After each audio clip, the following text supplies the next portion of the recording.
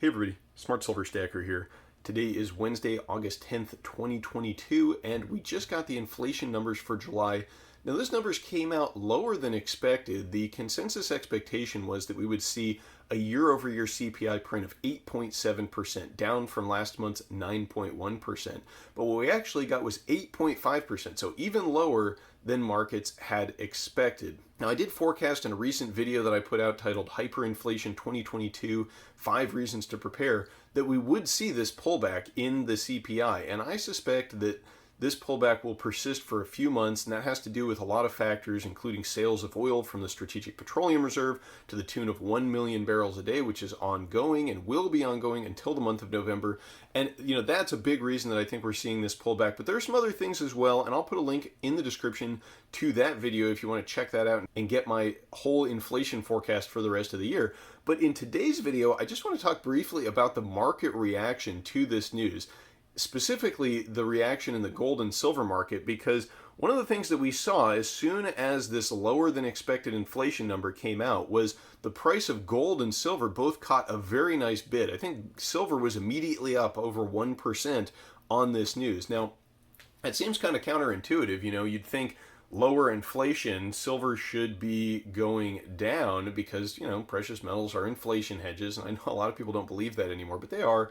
They historically have been, and they will continue to fulfill that role moving forward. We just got some wonky stuff with the strength of the US dollar at the moment, putting some downward pressure on the metals. But the point I want to get at in this video is that the market is now completely detached from fundamentals. And the only thing that matters is the Federal Reserve. And that is why we are seeing the metals catch a bid on this low inflation number, because the way that markets are looking at it is like good news is bad news and bad news is good news for the metals, in the sense that when we see a higher than expected inflation number, well, markets think that the Fed is going to have to move in and hike rates even harder to get that under control. But when we see a lower than expected inflation number like we've seen today, then investors believe that the Fed has more room to ease. Perhaps they believe that the Fed will now be able to pivot sooner as a result of this lower inflation number. And the crazy thing is that, investors aren't even necessarily wrong, in the sense that lower inflation numbers does give the Fed a little bit more wiggle room to be easy in terms of either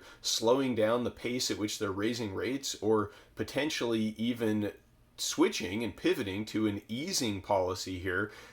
And I think that that is what we ultimately are going to see. I think that the recession that we're in is going to worsen, and it's going to force the Fed to pivot at some point.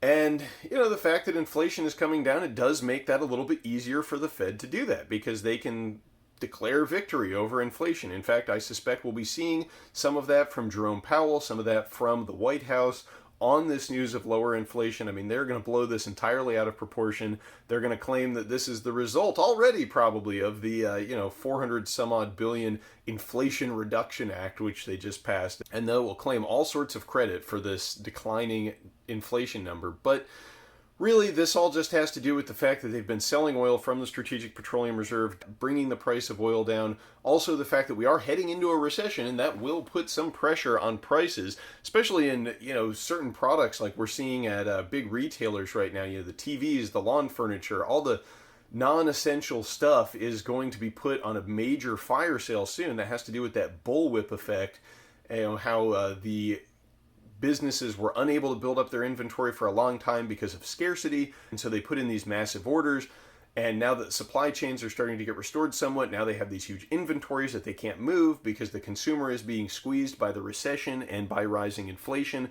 And so, we're going to see a decline in inflation in the short term, and there's a number of factors contributing to that. But the big thing here is that ultimately, the Fed is going to reverse policy. The Fed is going to get easier, and that is going to put a lot of upward pressure on the metals. And also, this whole situation, it just reveals how detached the markets are from fundamentals. And if you've been following the price of silver for any length of time, you are well aware of the fact that the market is completely detached from the fundamentals and from the reality on the ground. The precious metals prices, they're all being driven by paper trading at this point. They are all being driven by expectations of what the Fed will do. And all of that ultimately is going to change for the metals. There is going to come a time when the fundamentals matter again. I know that's hard to believe, at a time like this, but that day will come. It always does. And when it does, the price of precious metals is going to go much higher. None of this is financial advice, just my musings, but I would love to know what you have to say about this situation.